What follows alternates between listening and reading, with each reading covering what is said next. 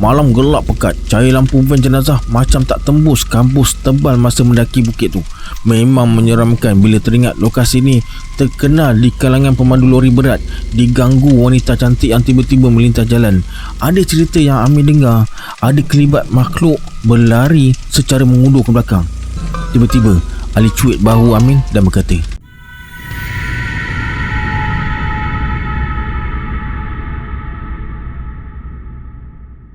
A'udzubillahi minasyaitonirrajim. Bismillahirrahmanirrahim. Assalamualaikum semua, kembali lagi bersama saya Syarul.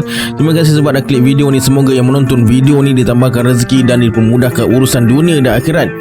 Okey, hari ni saya akan kongsikan 5 kisah seram yang terjadi kepada pemandu van jenazah, dari kisah diganggu perempuan atas bumbung hinggalah kisah Azhar yang diganggu ketika bersendirian pulang lepas hantar jenazah. Nak tahu kisah dia macam mana? Tonton video ni sampai habis. Okey, ini dia 5 random shout pada subscriber Syarul Chapter. Terima kasih di atas sokongan anda. Kalau anda nak masuk random shout pada video akan datang, sila like, subscribe dan komen dalam video ni. Yang pada yang nak join grup Telegram saya dah letakkan link dekat bawah. Macam biasa, sebelum saya mulakan, jom kita baca selawat dulu. Sallallahu Rabbuna ala nuril mubin Ahmad al-Mustafa Sayyidil Mursalin. Sallallahu Rabbuna ala nuril mubin Ahmad al-Mustafa Sayyidil Mursalin. Sallallahu Rabbuna ala nuril mubin Ahmad al-Mustafa Sayyidil Mursalin. Tanpa buang masa lagi, jom let's jump to Rabah Seram.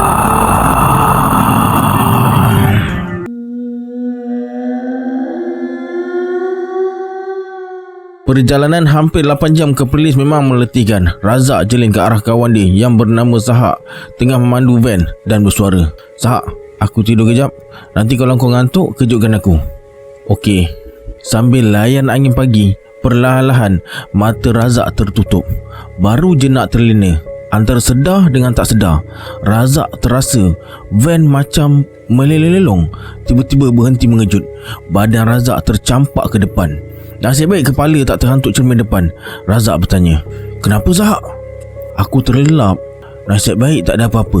Aku pun tak larat juga ni. Carilah tempat berehat mana-mana. Kita tidur dulu. Dah masuk highway ke belum?" "Belum. Aku terlepas simpang tadi. Depan sana ada satu lagi simpang masuk highway." Zahak terus memandu dan cari tempat berhenti untuk berehat. Tak sampai 20 minit kemudian, mereka tiba di tepi jalan yang agak lapang. Sahak terus parking van dekat situ. Tanpa banyak cakap lagi, mereka berdua terus terlelap sebab badan dah terasa penat sangat. Lagipun tak sampai 2 jam lagi waktu subuh nak masuk. Masa mereka berdua tengah nyenyak tidur, tiba-tiba enjin van mati. Pada mulanya Razak ingatkan Sahak yang matikan, tapi bila dia buka mata, Razak tengok Sahak tengah nyenyak tidur sambil mulut terbuka. Kemudian Razak cuba pejamkan mata semula, tapi keadaan dalam van mula panas. Razak cuba hidupkan enjin van. Beberapa kali dia cuba hidupkan, masih tak berjaya. Razak tepuk peha Sahak beberapa kali untuk kejutkan dia. "Van tak nak hidup ni," kata Razak. Sahak dalam keadaan mamai, tiba-tiba dia terus bertempik. Matanya tertumpu dekat luar sambil tunjuk dekat van. "Kenapa ni Sahak?" tanya Razak. Mata Sahak terbeliak. Badannya tiba-tiba kejang macam terkena sawan. Razak jadi panik dan menepuk-nepuk muka Sahak beberapa kali. Sahak mengelumpur. Keadaannya memang macam orang terkena sawan. Pelik juga, setahu Razak, sejak dia kenal Sahak berpuluh-puluh tahun lamanya, tak pernah dia dengar Sahak ada penyakit sawan. Dari kecil lagi mereka berkawan. Bila Razak pandang depan, dia ternampak seorang wanita berpakaian putih dan berambut panjang tengah berdiri depan van. Rambutnya panjang menutupi muka. Berderau darah Razak masa tu, tapi dia kuatkan semangat dan terus baca ayat kursi dengan kuat. Walaupun dibaca dengan kuat, wanita tu tak berganjak. Tak lama kemudian, wanita tu mula mengilai dengan kuat dan menakutkan. Tangannya dikibas-kibas atas bawah. Razak terus baca ayat kursi tak berhenti. Lama kelamaan, wanita tu terus hilang. Sahak masih belum sedarkan diri. Razak terus buka pintu van supaya udara segar dapat masuk. Kemudian dia ambil air sejuk dan sapukan ke muka Sahak. Perlahan-lahan Sahak buka mata dan bertanya, "Kenapa ni?" "Tak ada apa-apalah. Kau lama sangat tidur. Jom kita gerak." Sahak pegang kepalanya. Dia kata kepalanya sakit dan pening sangat. Mungkin disebabkan kurang rehat. Kemudian Razak gantikan Sahak untuk memandu pulang. Masih ada lagi 5 jam lagi perjalanan. Masa memandu, Razak perasan banyak kereta nyalakan lampu tinggi ke arah van mereka. Ada juga yang bunyikan horn beberapa kali. Razak jadi pelik. Kemudian ada sebuah Pajero potong van mereka. Bila Razak pandang pemandunya, dia buat isyarat tunjuk atas bumbung van. Masa itulah baru Razak serasa seriau dan tak pasti apa yang mereka nampak. Tapi dalam fikiran Razak, dia dah terbayangkan sesuatu. Sepanjang perjalanan, bulu roma Razak meremang. Dia baca Yasin. Masuk je pada ayat ke-58. Tiba-tiba van bergegar-gegar. Razak terus perlahankan kenderaan dan masih terus ulangkan ayat tu. Van semakin kuat bergegar. Dari arah belakang pula, Razak terdengar bunyi macam ada orang ketuk-ketuk belakang van. Tom tom tom tom tom. "Apa pula ni?" soal Sahak. "Jangan tegur Sahak. Baca apa yang patut," kata Razak.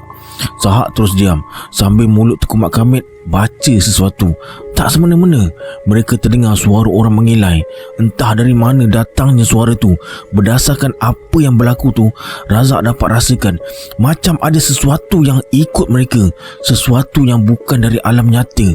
Mungkin wanita yang mereka nampak tadi. Mereka berdua terus baca ayat-ayat suci Al-Quran. Dari atas van pula, dengan jelas mereka dengar macam ada bunyi kain yang mengimbas-imbas.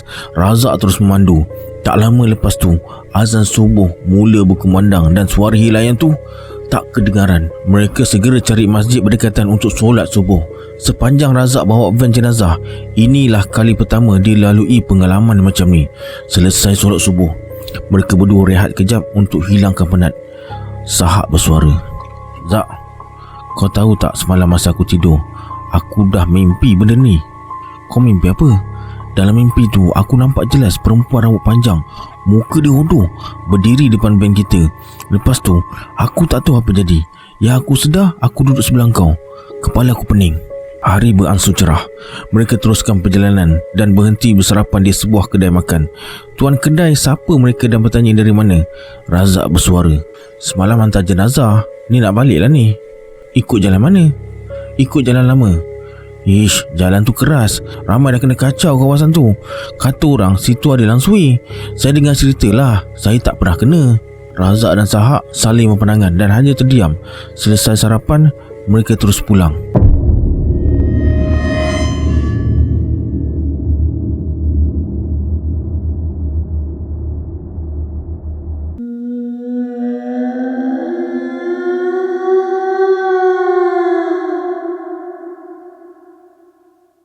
Pukul 10 pagi, Samad dan Anjang mulakan perjalanan ke Kuala Lumpur untuk ambil jenazah dari Hospital Kuala Lumpur pulang ke kampung mereka di Air Tawar, Perak.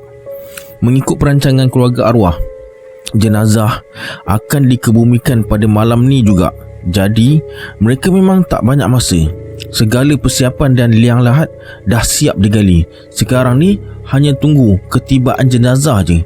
Jenazah yang Samad dan Anjang bawa ni merupakan anak kepada salah seorang penduduk kampung mereka yang meninggal dunia di Kuala Lumpur. Melalui cerita yang mereka dengar, arwah kemalangan masa pulang dari kerja dan meninggal dunia di tempat kejadian. Kemalangan dengan apa dan siapa yang langgar, Samad dan Anjang tak tahu. Sampai je di KSKL, Samad dan Anjang terus jumpa dengan pegawai yang bertugas untuk uruskan dokumen menuntut jenazah.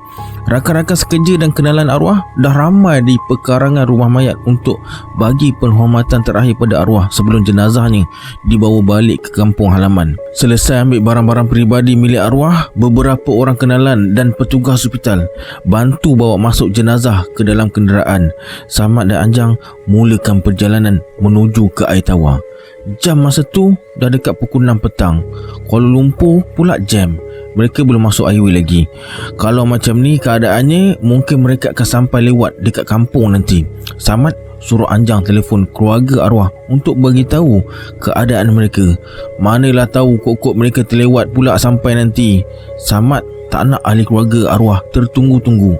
Selesai telefon, Anjang bersuara, nanti kita balik ke highway kan? Kita berhenti dulu dekat mana-mana penghentian rehat.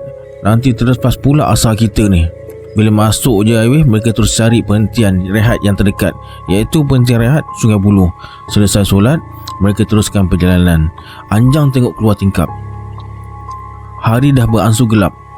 Awan gelap memenuhi segenap ruang langit. Nampaknya macam ada tanda-tanda nak hujan kejap lagi. Dia tengok jam. Baru pukul 7.30. Masa mereka asyik mengelamun tu sambil dengar ayat-ayat suci Al-Quran, tiba-tiba kedengaran macam ada satu benda berat dan besar hentam bumbung van. Samad dan Anjang berpandangan. Kemudian Anjang perlahankan radio sambil pasang telinga untuk dengar kalau bunyi itu berulang lagi. Tung tung tung. Mereka berdua tersentak. Anjang segera toleh ke arah keranda.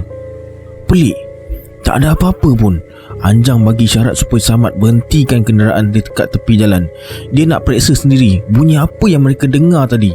Firasatnya kuat mengatakan bunyi tersebut datangnya dari arah bumbung van. Setelah van berhenti, Anjang terus keluar dan menuju ke arah belakang. Dia periksa setiap sudut van tersebut. Diraba-rabanya segenap penjuru, tapi semuanya dalam keadaan baik. Dipijaknya pula tayar belakang sambil jengah ke arah bumbung. Tangannya meraba-raba permukaan bumbung van tersebut. Masih dalam keadaan baik, tanpa sebarang kemik. Tanpa tunggu lama lagi, Anjang masuk semula dalam van dan bagi isyarat pada Samad supaya teruskan perjalanan. Samad bersuara, "Ada apa-apa tak yang kau jumpa tadi?" "Tak ada apa, tapi kau dengar bunyi kuat berdentum tadi kan? Kalau ikutkan logik akal, bila bunyi macam tu, mesti van kita kena timpa dengan benda besar. Tapi masalahnya, van ni tak ada cacat celah pun.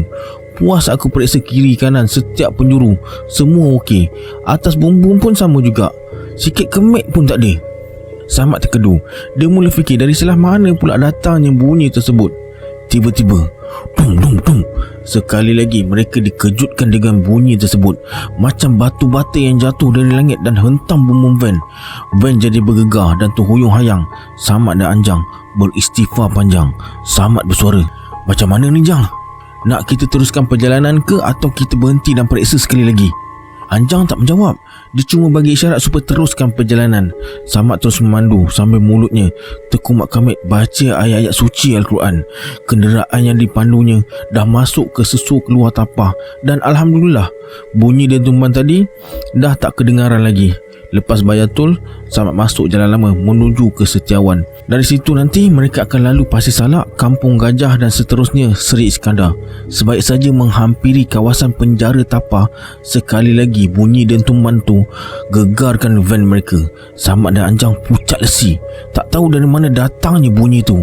Anjang terus laungkan azan. Selesai laungkan azan,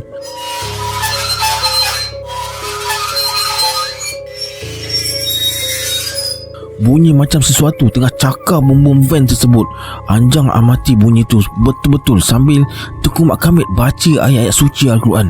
Samad masih lagi menggigil pegang steering van. Dalam keadaan panik tu, tiba-tiba mereka berdua ternampak kelibat makhluk macam langsui berambut panjang terbang dan berlega-lega atas van mereka. Mukanya tak jelas sebab ditutupi rambutnya yang panjang. Lepas beberapa saat berlega-lega di udara dengan hilayan yang menyeramkan, makhluk tu menuju ke hutan sawit berdekatan. Samad dan Anjang terpaku.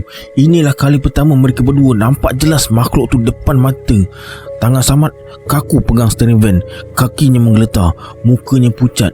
Lepas lalu kampung Cangkat Petai dekat Tapah, Samad dan Anjang berhenti minum untuk tenangkan diri.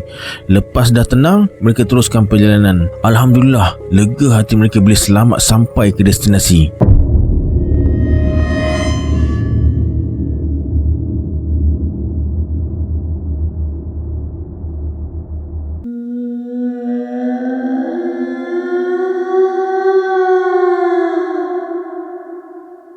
Bukit Tujuh. Tanyalah mana-mana pemandu, tak kiralah pemandu van jenazah macam Amin ni, pemandu trailer, bas ekspres, teksi atau pengguna laluan ni, semua tahu tentang Bukit Tujuh. Memang banyak cerita yang Amin dengar tentang lokasi ni yang terletak di Merapu, sepadan Kuala Lipis, Pahang dan Gua Musang, Kelantan. Apa yang tak kena dengan Bukit Tujuh ni? Bagi pemandu yang biasa gunakan laluan ni, kelibat penunggu Bukit Tujuh sentiasa bermain-main di mata. Memang bagi yang belum kena, mereka tentu tak akan percaya cerita ni. Dulu Amin antara orang yang tak pernah percaya kewujudan penunggu ni. Bagi dia semua tu karut belaka. Sepanjang hidup Amin tak pernah jumpa makhluk yang digelar hantu hinggalah pada suatu hari dalam awal tahun 2000, masa dia bekerja sebagai pemandu van jenazah. Hari tu Amin dan seorang kawan bernama Ali diarahkan bawa jenazah ke Kelantan. Masa mereka lalu ikut lebuh raya Karak ke Bentong, Raup dan Kuala Lipis berjalan lancar.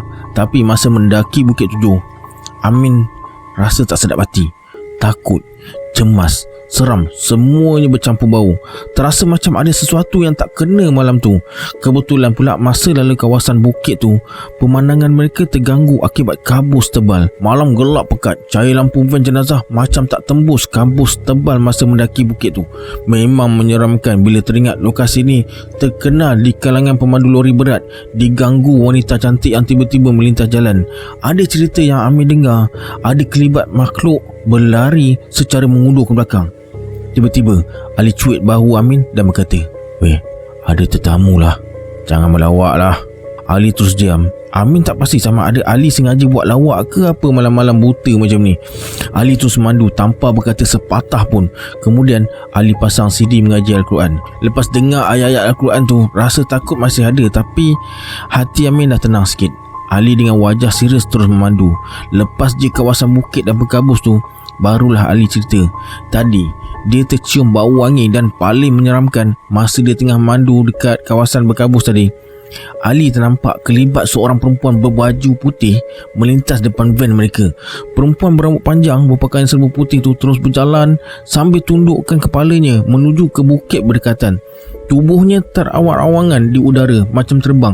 Siapa perempuan tu? Ada yang kata itulah antara salah seorang puteri 7 beradik yang dikaitkan dengan kisah misteri Bukit Tujuh. Benda tu cuma nak uji kita ni lemah semangat ke tidak. Itu je, kata Ali. Kalau takut, itulah sebabnya ada kenderaan terbabas atau terjunam ke dalam gaung. Tahun 2012, Amin dan Ali ditugaskan hantar mayat seorang perempuan usianya dalam 70-an. Mereka bertolak pukul 12 tengah hari dari Kajang ke Kota Baru, Kelantan. Perjalanan waktu siang lancar dan tak ada apa-apa yang berlaku. Dalam perjalanan pulang lepas hantar jenazah tersebut, mereka singgah makan di gerai berdekatan jalan antara Kuala Kerai, Gua Musang.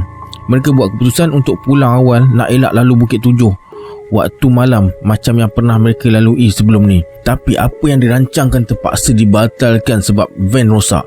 Beberapa kali Amin cuba hidupkan enjin van jenazah tapi gagal. Lebih 3 jam mereka terkandas dekat kawasan rehat tu dan akhirnya mereka buat keputusan minta bantuan mekanik dekat kawasan tu. Setelah dibaiki, enjin van berjaya dihidupkan, tapi masa tu hari dah gelap.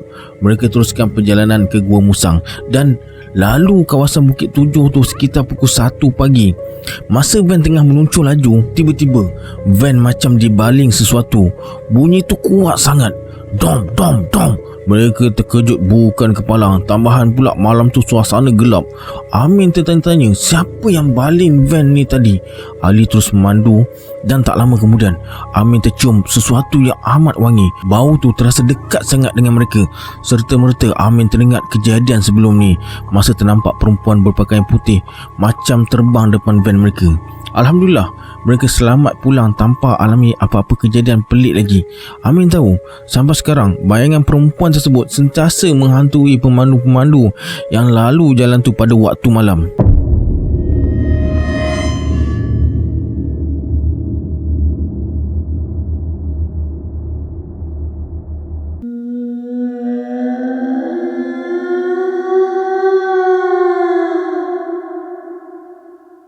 pukul 2 pagi, Omar dan Ahmad dalam perjalanan ke hospital di selatan tanah air. Lebih kurang 30 minit kemudian, mereka sampai di hospital tersebut. Ketibaan mereka disambut ahli keluarga si mati yang dah ramai menanti. Omar dan Ahmad segera masuk ke dalam bilik jenazah dan mula uruskan jenazah. Selesai mandikan jenazah, tiba-tiba pintu bilik terbuka dengan sendiri.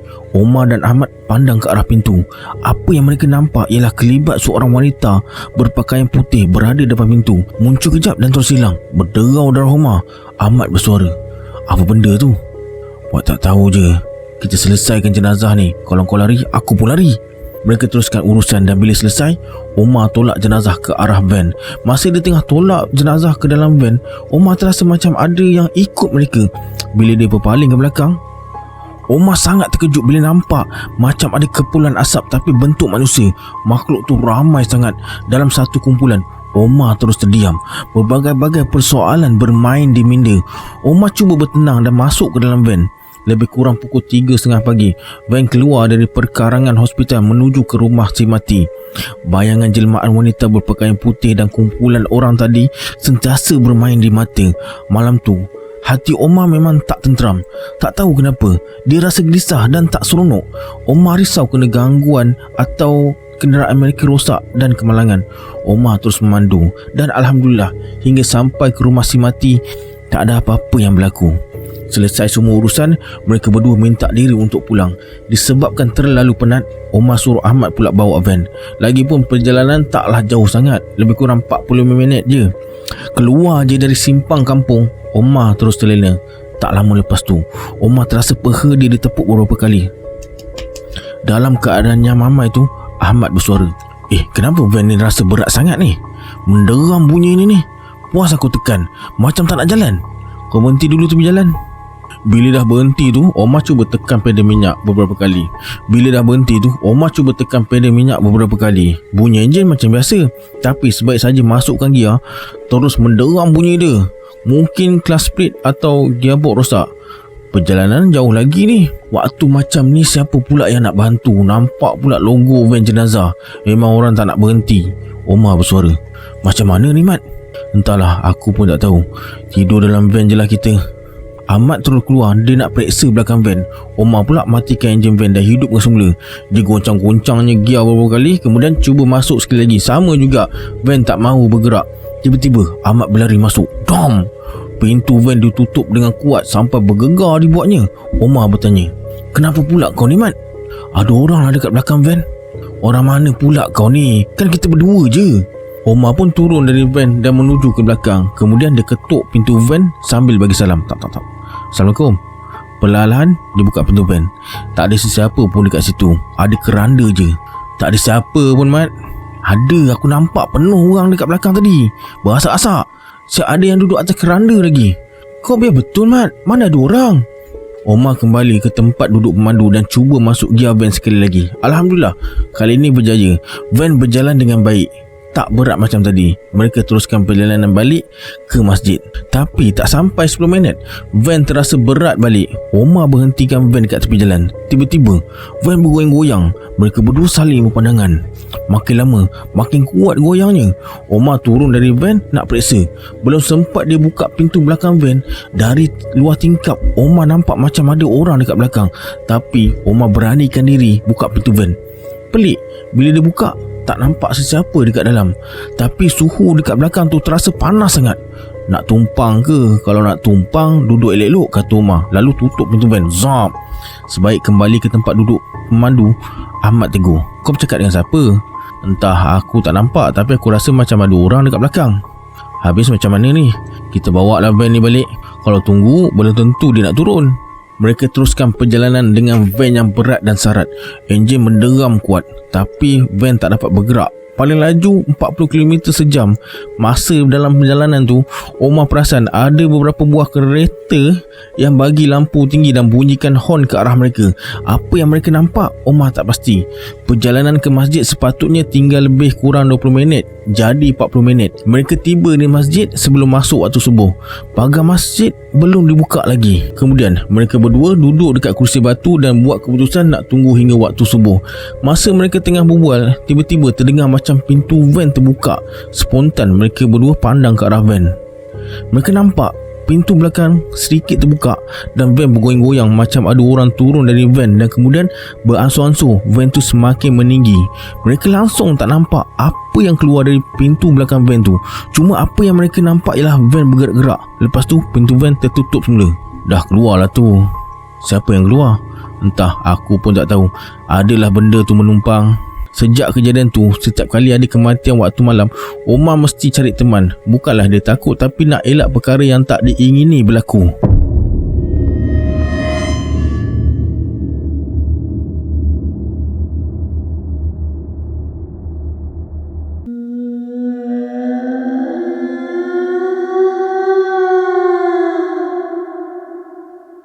Pengalaman ni berlaku beberapa tahun yang lalu. Lebih kurang pukul 3 pagi, Azhar dengan Din baru selesai hantar jenazah.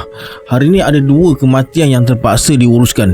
Mereka bekerja sejak pagi lagi tanpa henti. Tubuh terasa penat, kaki, tangan, segala sendi terasa lenguh. Mata mula mengantuk, nak tidur dan rehat.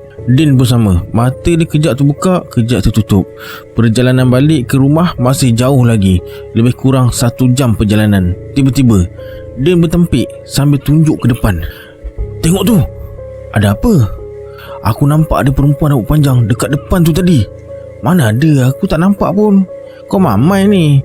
Tak, aku nampak. Aku tak tidur lagi. Azhar suruh Din bertenang. Tak lama kemudian, Azhar nampak ada seorang wanita berambut panjang berpakaian putih berdiri tepi jalan. Tu, kata Din. Diam, jangan tegur, kata Azhar.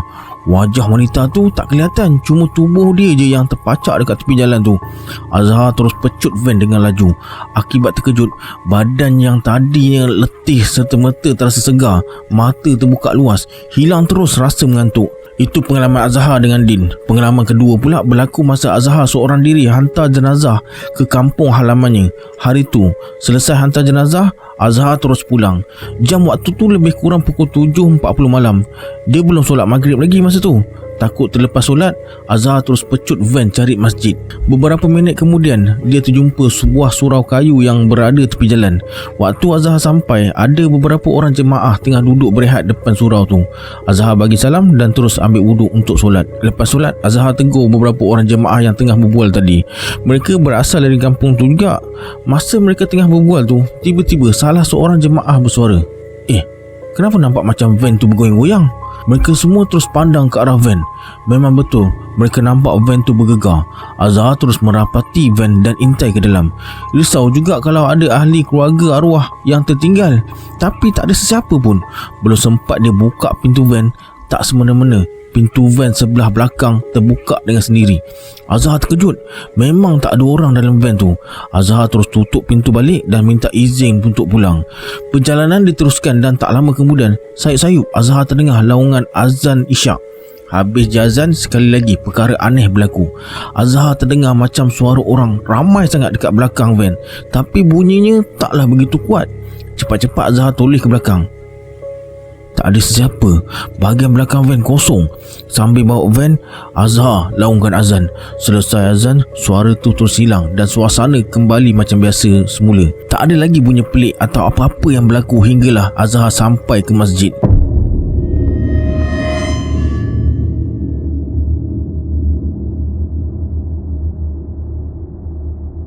Alright, itu dia 5 kisah seram yang sempat saya kongsikan hari ni. Kalau anda terhibur dengan kisah ni, lepas ni boleh tengok playlist ni pula. Kita berjumpa di video akan datang. Saya Syarul. Assalamualaikum. Adiosa.